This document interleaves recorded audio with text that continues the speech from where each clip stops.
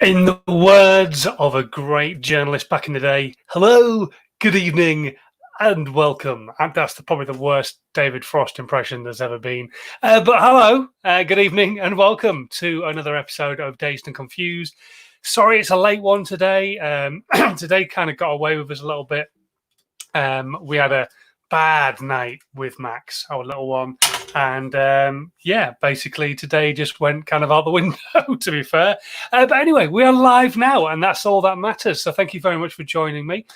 We are live currently on Periscope, Twitter, YouTube, 3 different Facebook groups, and on Instagram all at the same time. So whoever you are, wherever you are, whatever channel you're watching on, say hello. Let me know that you're out there, and we'll do our best to say hello back. And if you've got any questions at all on social media or video that you'd like answering coming into the weekend, something's maybe been burning away in your brain all week long and you're thinking, I want this answering, but I can't go and join him on the live. Well, the live's at a time you can come and join me now. So fingers crossed, you can ask that question and we can get it answered for you. A quick hello to Miles, who's just joined us. I'm very well indeed. Thank you very much. Been a hectic week, a strange week. The weather's caused a few issues with work and filming and all that kind of stuff. But yeah, it's been a good week. And hello to as well Siobhan, who's just joined us, Anxiety to Confidence, who joined us actually on the live right back when we first started. If you've never seen that episode, after this is finished, I'll go and dig it out and I'll put a link to it in the section below so you can go and check out what she had to say about what she's doing with her content and the kind of stuff that she creates. So yeah, it's been an interesting, I think we've been going for 13 weeks, 14 weeks doing the lives. And we've had some interesting people on. We've got more people lined up. And yeah, it's all good. But anyway, today we're going to talk about the weekend content, what you can do on a weekend. First things first, though, who am I to tell you anything about social media or video?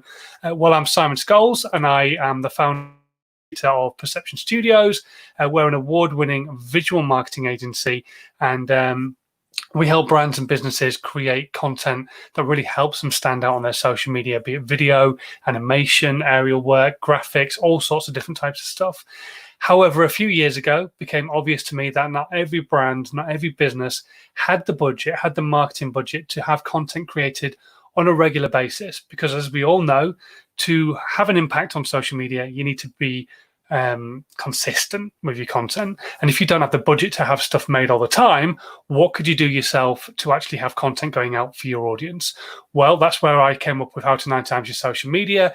I turned it into a book. It went to #1 and on Amazon. So thank you very much to those people who got hold of a copy, which is absolutely awesome. So I've got a former #1 book. You can download that right now. It's called How to 9 Times Your Social Media, and it's completely free at the moment if you go and click on the link in the section below. And that takes you through the whole process I use with my clients, which is basically planning all the way through to podcasting and everything else that happens in between as well.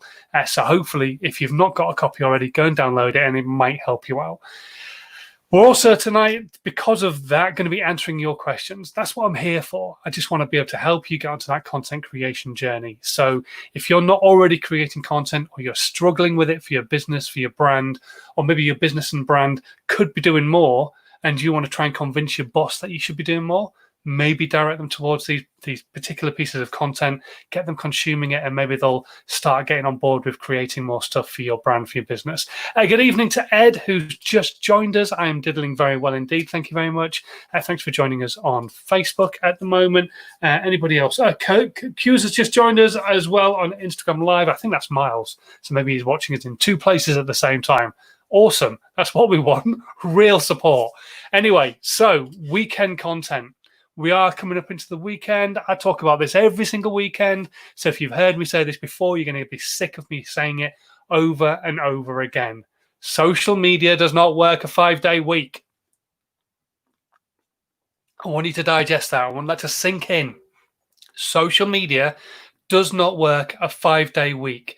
So when everybody else is downing tools, if you are a person who runs their own brand, who runs their own business, or works for a business and you are doing their social media, you cannot down your tools on a weekend. It's just not possible.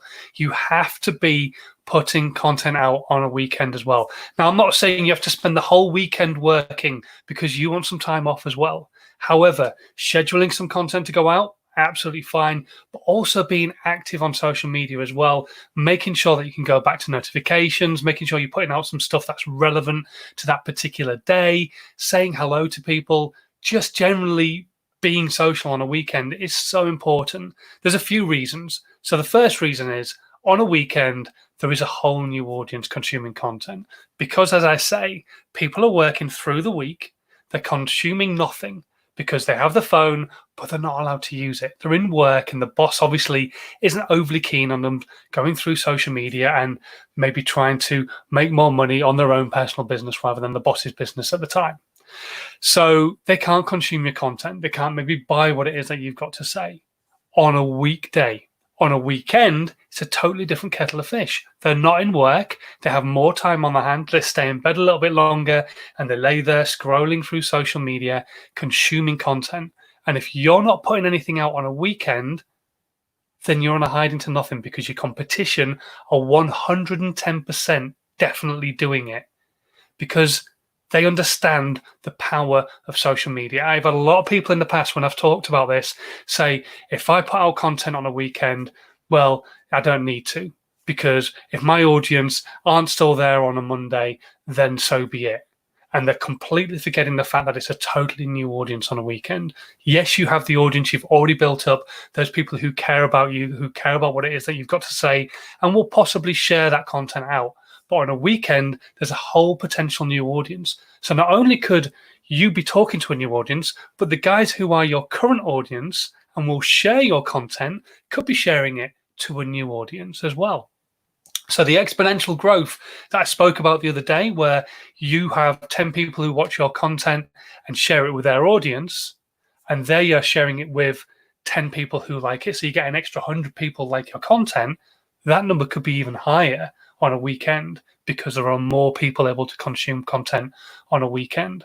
So think about it that way, that there's actually more people could actually have an interest in what it is that you've got to say, the value that you've got to give on a weekend. So that's reason number one as to why you should be creating content on a weekend. Reason number two is that if you get any comments on a weekend, whether they're good or bad, or people responding to content you put out during the week, and you don't go back to them, especially within like an hour or two of it actually landing on your content, then they get more and more disinterested as time goes on. There's a reason why Facebook likes to see people going back to comments or Facebook private messages that they get within the first hour, because that shows good engagement with the audience. It shows you actually give a damn, and they actually give you points for that. They help you with your content and push it out to more people when you put content out, because they see that you give a damn about the audience that you're talking to. So on a weekend, what you've got to do, and it might seem like an absolute pain in the arse, but set the notifications on your phone on each of the different platforms you've got content going out on, and just set the notifications as on, so that when somebody does comment or like or what have you on a piece of your content, you can dive back in there and say, thanks ever so much for liking this. Or if somebody's commented, you can go back to their comment. If they've got a question, you can answer their question. If they've got a complaint, you can go back to them and help them on their complaint. Or if they've got something positive to say, you can say, thank you very much for being positive. The complaints one is the biggest thing, because there's nothing worse than somebody maybe buying something from you. You might be a product-based company, and they've bought a product from you, they've got it, and they're not happy with it, and they've complained on Saturday on social media, which is public to everybody, and you've not gone back until Monday. They've had 48 hours stewing on the fact they're royally pissed off with you. And then they're even more pissed off with you because you haven't gone back to them immediately. Whereas if you simply had turned on your notifications on your phone, you would be able to go back to them straight away and say, look, really sorry, let's deal with this offline. Drop me a DM and I'll do the best I can to help you out straight away. And that way you've just put water on the fire instantly. Everybody sees that online and they don't think you're a bit of a dick for completely ignoring the person who's making a complaint. So if there's anything you're going to take from this right now, is number one, there is a whole new audience you could be talking to on a weekend. And number two, turn your notifications on your phone so you can go back to the comments, the likes, the complaints, the positive messages that you get over a weekend rather than leaving it till Monday. Because even if somebody's saying, well done, it seems a bit rubbish if you don't go back to them and say thank you. If somebody's complaining, you really need to go back to them quickly. Let's have a quick look what's happening on the questions. Ed says he has a question that he wanted to ask the other day but completely forgotten it. Oh, here we go. He's remembered his question. Right. Ed's question is, what are your thoughts on the community tab on YouTube? What kind of content do you think we should be putting out on that section of the channel? Only available for channels with 1,000 subs or more, which thankfully I am one of. I don't have the ability to do YouTube stories yet, which I think would be amazing, but I can't do it yet. But basically, the community tab, I think 100% you should be making really good use of it, putting content out on there, introducing people to the fact that you've got maybe a new video coming out, or using it as almost like a teaser campaign. 2 days until my next video about Leeds United. 1 day until my next video about Leeds United. The reason I'm saying this is because I know Ed creates content about Leeds United. So you can actually use the community section as that like teaser campaign, getting people interested in the fact that that content's coming up. And then when it's out, put it out on the community tab. Remember, YouTube only pushes your content to 5% of your audience. The community tab is a total different thing. It's not like a piece of content. It's not like a video. It will go to your community. So if there are people who are looking at the community stuff that's in their feed, they will see it. It doesn't just go to 5% of your audience. It goes to more than that. So remember, there's a real huge opportunity there for you if you've got an engaged audience in the first place of that piece of content being seen more quickly by more people, just because you've used the community tab. So it's a really great thing to be using. And one of the things I've got coming up very soon is another YouTube Insights with Alan Spicer. And there will be more reasons for you to be using the community tab just than that. So hopefully Alan will be able to open up your eyes to more of it. But that is one really good reason to be using the community tab, and how I use the community tab and have used it in the past. And it's made a huge difference when I've used it properly as to the audience I get on my pieces of content. So definitely give it a go. Let's have a quick look. Hello to Ada McLaren, who's just joined us on Instagram Live. Thank you very much for popping in. And let's go to some of the questions we had come through overnight. And if you've got any questions at all right now, just like Ed did, drop them into the comments, whatever platform you're watching on, and I'll do my best to answer as many of them as I can do. Ari asked the question, how can I create content for my business around music without having to deal with copyright and being unique in order to grow it? You've not really given me a huge amount of information there, Ari. But if your business is around music, number one, there's fair use. So it depends on what music you're talking about. If you're on about really popular music, there is fair use. You've got to be very careful with it. YouTube can be a bit of a stickler still and take away the potential of being monetized. But if you're not after monetization, if you look at any of my content, it's not monetized. So if you're not bothered about monetization, then using other people's content isn't the end of the world. You can use up to about 30 seconds, if memory serves me correctly, it is for fair usage. But there is still, it's a bit of a blurry line, and YouTube do get a bit funny about it sometimes and still stop your content being seen in different countries and stuff. The other way around that is to get permission from musicians whose content you use. So go and approach brand new artists that are out there on SoundCloud, Bandcamp, TikTok, Spotify, all those different places, and approach them and just say, look, I've heard this piece of music. I absolutely love it. Really would like to use it on a piece of content. Would you mind? And they're more than likely, if they've not got much of an audience themselves, but you like the piece of music, going to say, absolutely, please do feel free to use it, because they want the publicity. So that's a really good way around it. I've done this myself in the past, even with clients. In fact, I've got a client whose podcast that I look after. I edit all the podcast stuff together for them. And there was a piece of music, absolutely loved it. The lyrics within it were just perfect for what the podcast was all about. I contacted the person who made the piece of music. It took them a while to come back to me, admittedly. But when they eventually came back to me, they said, absolutely, I would love you to use a piece of music. I've had listened to some of the podcasts that you've done already.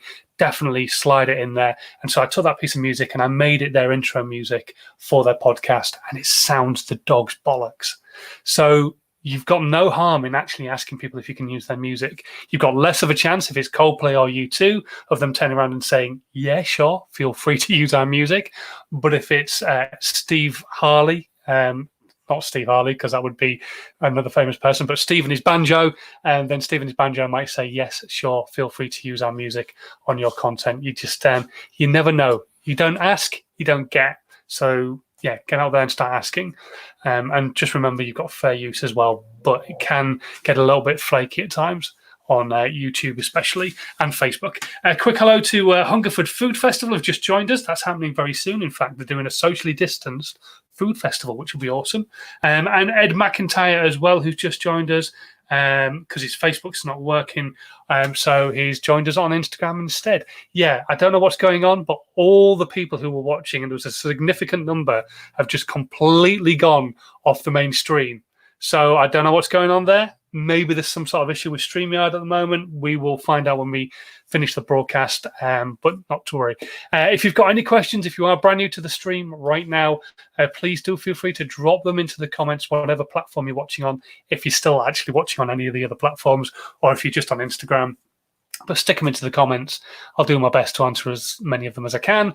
The last question I got through on email, though, the other day was from Steve.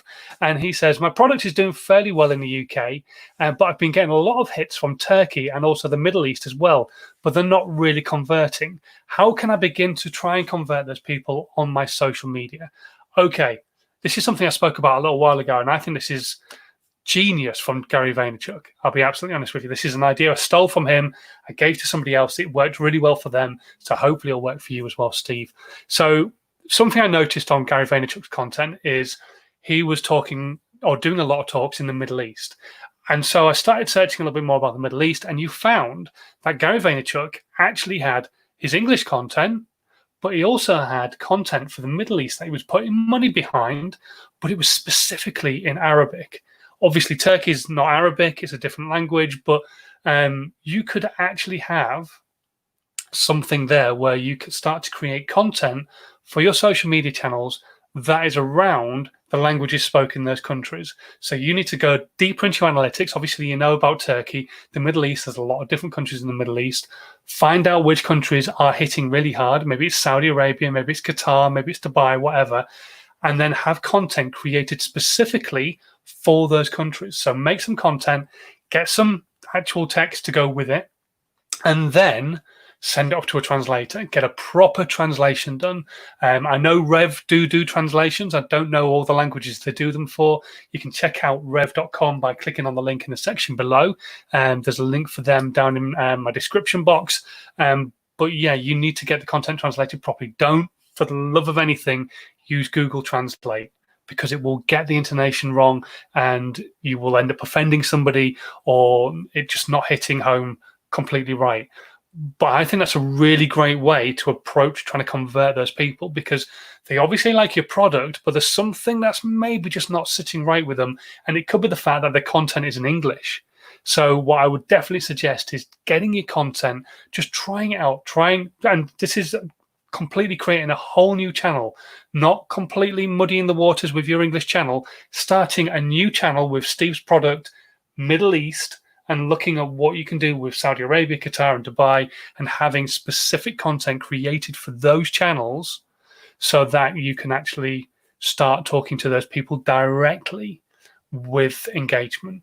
Now, that might also mean you need to engage somebody maybe through Fiverr who can read the comments that are coming back from people. Maybe you need to have pages on your website because you're going to try and lead them into buying your products that are translated into their language as well. So it might mean a little bit of a cost in the long run, but hopefully that might be offset by the fact that you go absolutely ballistic in those countries and sell at whatever it is that you're selling at huge profits, which would be amazing, wouldn't it?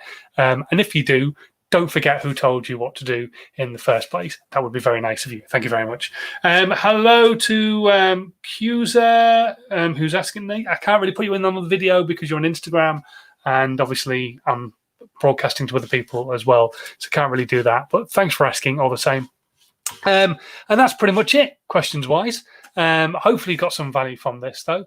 I think we've answered both those questions and Ed's question as well. Hopefully you're going to go away from this piece of content right now and start thinking about content for the weekend. Like I said, I'm not saying don't spend time with your friends and family. What I am saying is spend time with your friends and family, but just remember there is a whole new audience available to you on a weekend who want to consume the value that you've got to give. And if you're not going to put it out, somebody else will put it out. Okay? Brilliant.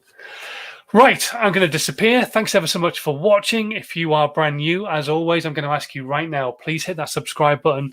And if you've already subscribed, how about you share this piece of content and maybe any of the other pieces of content that I create on a regular basis out to your audience. If you think anybody you know will get value from what it is that I've got to say, please share this content.